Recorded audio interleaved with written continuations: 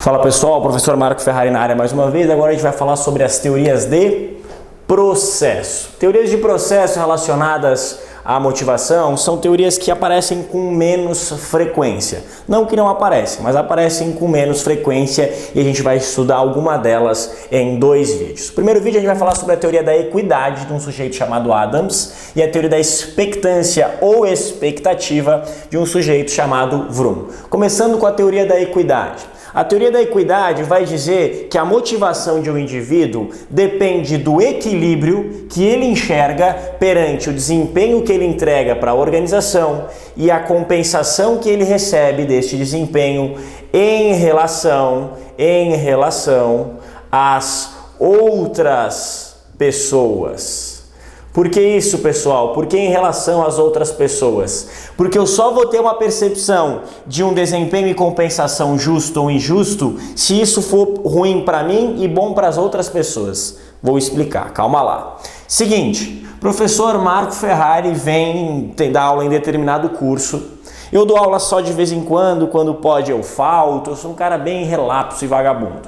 Enquanto o professor Wilson aí, ele é um cara extremamente motivado e assíduo, trabalha diariamente, todos os dias. Daí, numa determinada sexta-feira, o professor Marco, que é meio vagabundo, liga lá no curso e fala assim: pô, gente, não posso dar aula hoje, tô meio cansado e tudo mais, podem me livrar dessa? E o coordenador do curso pode, ele me livra. Aí o professor Wilson tem um problema lá na família dele e ele liga numa outra sexta-feira dizendo assim: pô pessoal, não vou poder ir hoje porque tá uma correria absurda, será que vocês conseguem me livrar dessa? E aí o coordenador do curso diz assim: não, professor Wilson, você vai ter que vir.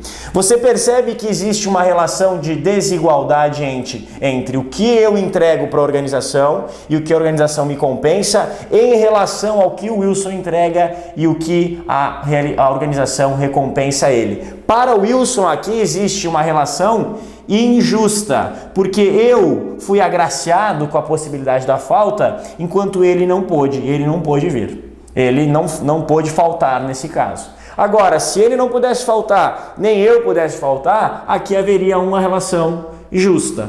Por quê, pessoal? A relação de equilíbrio, segundo Adams, de justiça ou injustiça, é sempre referente às outras pessoas. Eu vou ter uma percepção de equilíbrio se a minha recompensa, a minha compensação em relação ao desempenho for exatamente igual às outras pessoas. Ou de justiça quando o meu desempenho e a minha concepção e a minha compensação for diferente das outras pessoas.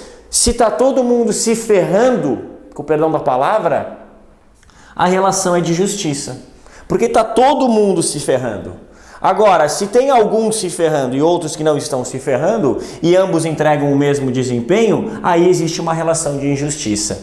Então a grande pegadinha da teoria da equidade é justamente isso. A motivação do indivíduo depende do equilíbrio entre o seu desempenho e a compensação que a organização dá, e essa relação pode ser entendida como justa quando tiver todo mundo no mesmo barco ou injusta quando as pessoas umas estiverem sendo beneficiadas e outras pessoas não estiverem sendo beneficiadas. Aqui vai um macete de um professor amigo meu, o professor Zaidan, que diz o seguinte: aqui ou tem para todo mundo ou não tem para ninguém, aqui alguns se beneficiam enquanto outros ficam a ver navios. Certo? Se está todo mundo numa boa, tudo é justo. Se está todo mundo numa ruim, tudo é justo. Agora, se tem gente na boa e gente na ruim, aí a gente tem a percepção de injustiça. Então o indivíduo só percebe justiça ou justiça perante aos outros indivíduos, certo? Show de bola, essa é a teoria da equidade.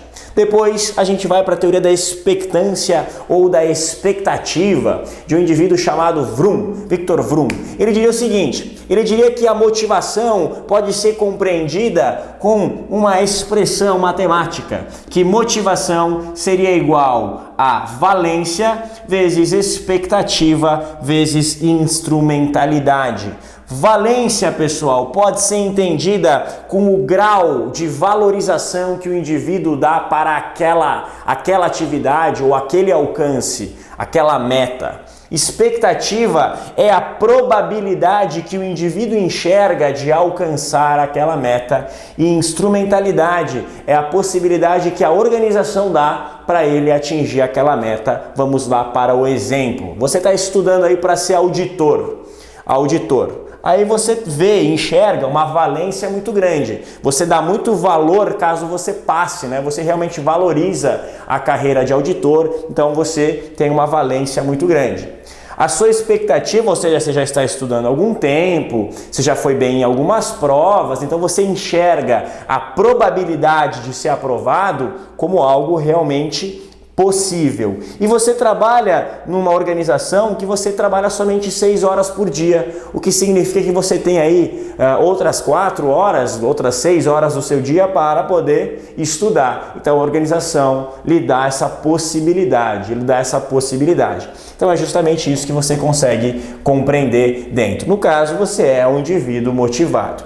Muitas vezes acontece, pessoal, o conceito da expectância sem a presença da organização. O que você faz? Você simplesmente esquece o e diz que, segundo a teoria da expectância ou da expectativa, a motivação depende do valor que o indivíduo dá para o atingimento daquela meta e da sua possibilidade de alcance, da sua expectativa de alcance, certo? Você pode entender tanto da maneira geral quanto sem a presença da instrumentalidade. Certo, pessoal? Continue aqui com a gente que a gente vai passar por mais 2 teorias de processo relacionadas à motivação. Até mais!